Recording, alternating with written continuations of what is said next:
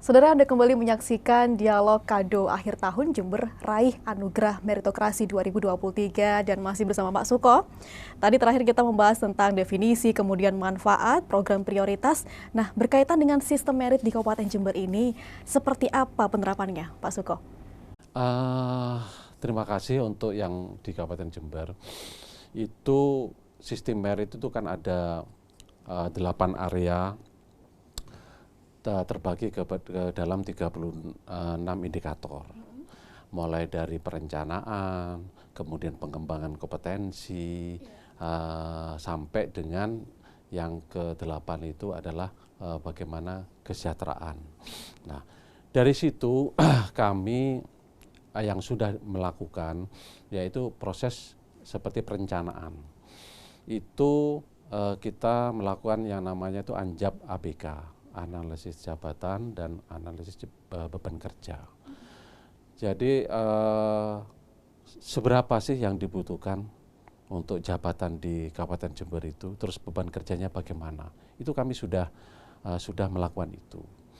Kemudian untuk pengembangan kompetensi. Untuk pengembangan kompetensi itu para ASN di lingkup pemerintah Kabupaten Jember itu diberi kesempatan yang seluas-luasnya untuk bagaimana untuk mengembangkan kompetensi. Dan itu sebetulnya sejalan dengan regulasi yang ada bahwa ASN itu mempunyai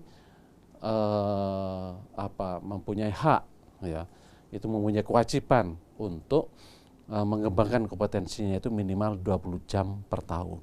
Nah, oleh karena itu akselerasi atau inovasi yang kami lakukan salah satunya itu adalah kita bekerja sama dengan di OPD terkait seperti Kominfo dan OPD-OPD lain itu kita mengembangkan kompetensi itu juga melalui adalah webinar series ya. Itu yang sudah kita lakukan dan sudah ke-11 sudah pada saat ini. Nah, itu apa yang dilakukan webinar series itu mendapatkan penghargaan. Salah satu yang dinilai itu mendapatkan penghargaan yaitu bupati atau kepala daerah yang mempunyai kepedulian dan mempunyai istilahnya itu mempunyai komitmen untuk bagaimana pengembangan kompetensi di Kabupaten Jember. Yang kapan hari itu Pak Bupati itu adalah mendapatkan penghargaan ASN Achievement Award tahun 2023 dari Gubernur. Itu salah satunya. Dan lembaganya yaitu BKPSDM Kabupaten Jember mendapatkan peringkat 3 se-Jawa Timur. Wow, menarik sekali. Berarti kan sudah diakui. Apa yang kami lakukan masih belum sempurna, tetapi sudah ada step yang dilakukan. Kemudian yang berikutnya yaitu memberi kesempatan kepada para ASN itu bagaimana untuk menempati jabatan sesuai dengan formasi yang ada. Itu kita melakukan kalau yang eselon 2 atau kepala dinas, kepala badan dan sebagainya itu secara terbuka yang dinamai dengan open bidding atau seleksi terbuka. Nah, ini sudah kita lakukan dan ini yang merupakan suatu titik nantinya itu yang akan kami lakukan tahun 2024. Bagaimana kami mempunyai data yaitu manajemen talenta.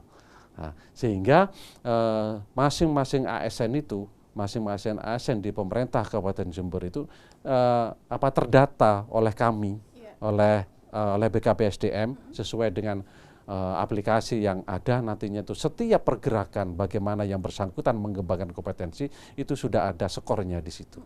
Sehingga pada saat dibutuhkan ini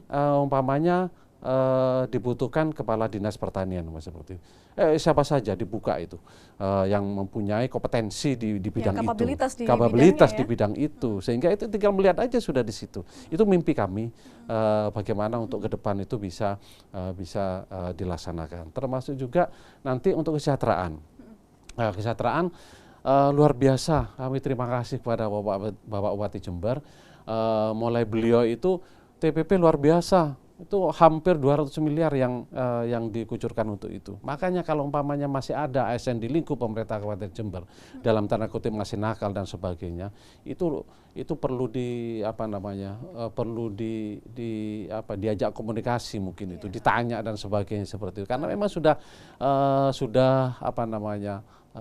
terjamin sebetulnya sesuai dengan kemampuan keuangan daerah. Jangan dibandingkan dengan Surabaya, jangan. Nah, itu Jember. Baik, Pak Suko, ini berbicara tentang meritokrasi. Kalau misalnya kita analogikan, ini seperti sebuah pertandingan dan membuat setiap pegawai bekerja keras untuk mencetak gol keberhasilan, begitu ya Pak? Iya, betul. Nah, selain penjaringan yang kita cari, mencari orang yang kompeten ataupun kapabilitas di bidangnya, apakah ini nantinya menimbulkan sebuah ketimpangan tersendiri, mengingat pendidikan yang mereka di luar sana yang belum menerima secara layak, tentunya harus dipikirkan Pak Suko? Ya, justru itu menjadi tantangan kami sebetulnya. Justru seperti itu. Bagaimana untuk mempunyai sumber daya manusia yang luar biasa dalam arti sesuai dengan standar kompetensinya kan begitu. Termasuk juga jabatan kami juga sudah mempunyai peraturan bupati tentang standar kompetensi ya seperti itu. Yang tadi itu memang benar, itu bagian daripada kami bahwa agar supaya nanti para ASN di pemerintah Kabupaten Jember itu yang kalau saya boleh mengistilahkan itu standarnya kompetensinya bagaimana, kemudian real di lapangan itu bagaimana, itu kan ada gap seperti itu. Itu bagian daripada kami untuk bagaimana untuk mengejar itu. Dan itu pun kebijakan-kebijakan apa yang dilahirkan. Dan yang sementara ini kan kami itu melakukan mengirim mahasiswa umpamanya seperti itu, kemudian mengirim diklat, mengirim bintek dan sebagainya, itu yang masih kami lakukan. Tetapi itu kami masih membutuhkan suatu data real nantinya itu sesuai dengan OPD-nya masing-masing, sesuai dengan bidang tugasnya masing-masing seperti itu. Dan tentunya seiring dengan penerapan sistem meritokrasi ini, ada penghargaan dan sanksi kepada ASN yang berdasarkan penilaian kinerja yang objektif dan transparan. Pak, itu seperti apa? Tapi jangan dijawab dulu, kita akan rehat sejenak. Dan saudara jangan kemana-mana, tetaplah bersama kami.